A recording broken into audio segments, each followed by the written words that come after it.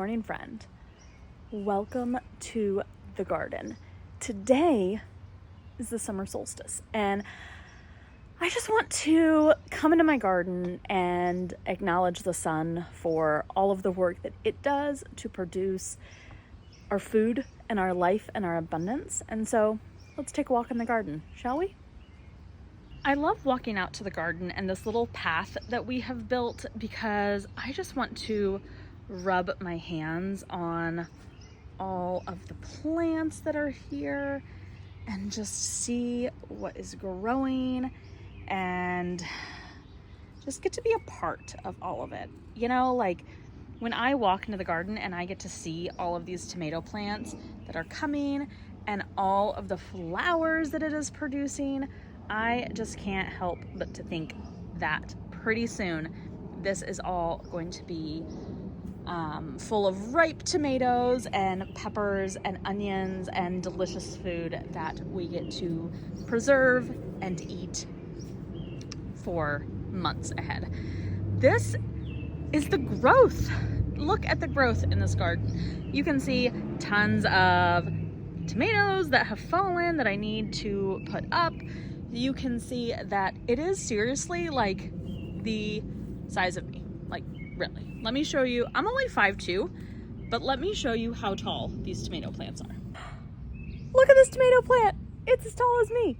Like, that just makes me so happy to think about all of the work that we did and all of the seeds that we started. And then this is the abundance that we have that is just growing right before our very eyes. So the last time I was out here, it wasn't this well grown. So let me tell you what we have again. This bed here is just all tomatoes. This bed over here is also all tomatoes.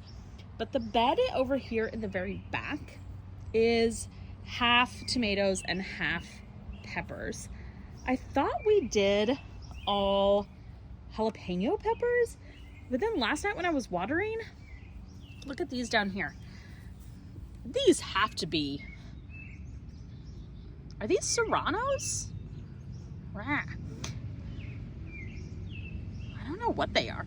Andrew did all of the seed starting this year, so I honestly do not have any idea what the varieties are.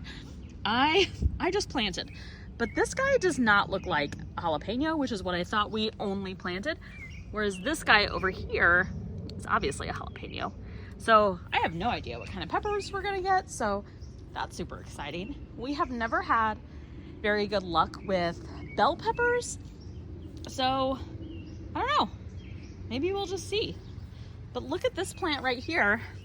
When I squat down and get in here, can you see all of these peppers that are growing? Here's one.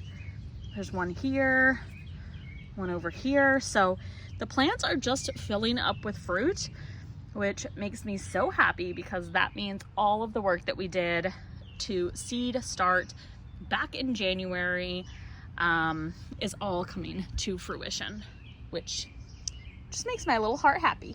I'm gonna walk over here to the garlic bed and show you what happened. I don't know what happened, if I'm being perfectly honest, but all of the garlic that I planted, I think it got eaten or something.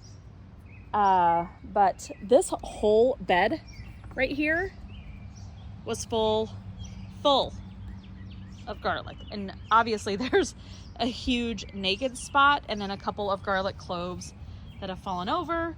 But they're just gone, right? Like, I don't even know, because I know that I planted the garlic and I don't know. So I usually plant garlic at Halloween and harvest at 4th of July. So I can come out here and probably harvest anytime because it's late June at this point. Today, like I said, today's the summer solstice, and then I'll clean out this bed and the bed over here that was our lettuce bed.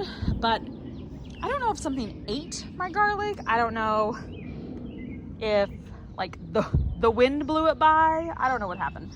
So if you have any thoughts of what happened to this garlic, you let me know, because it just disappeared. This bed over here, this blue bed, has been super fun because it's been a pure experiment. On the very end of the bed, we have corn, and it's just decorative corn that I want to use to decorate in the fall. So it's not any corn that we'll eat, it's just decorative corn, but it is growing. It's probably 6 foot tall at this point, which is amazing. In the front of the trellis here, I planted cucamelons and loofahs. We have not had great success with loofahs in the past. That has been our fault completely. So I'm trying loofahs in a raised bed now, and they are producing these huge leaves. Like, look how big this leaf is right here. And they are growing up the trellis, which is exactly what I wanted. And then I also planted some cucamelons in here also that will also grow up the trellis. So that is what this guy is here. See how much smaller he is. So I'm just gonna give him a little bit of encouragement to grow on the trellis. And then I have these guys down here that I need to move over so that they grow on the trellis also, and not into my yard and then accidentally get cut, which would be sad, sad day. So this is a super fun experimental bed that I'm having a lot of fun just to watch grow and see what happens, because we haven't had luck with any of this in the past. On the other side of this bed are our onions, and I need advice on the onions because we've never had success with onions before, so I honestly don't know what to do. But a couple of my onions are flowering, which is fascinating, but they're growing, right? Like this guy down here, I can tell is growing, but I can't remember. Are you supposed to move the dirt around the top of the onion bulb so that it like grows, or do you just leave it in the ground and then the green part falls over and then you pick it? I have no idea, because this is the first time we've ever had this success with onions. So would you please leave a comment and let me know what to do with these onions, because I don't want to do it wrong. They're doing so well. Look again at how well they're doing.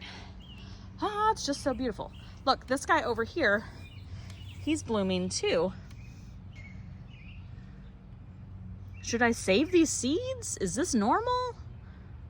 I do not know what to do about the onion. So please give me any onion advice that you have.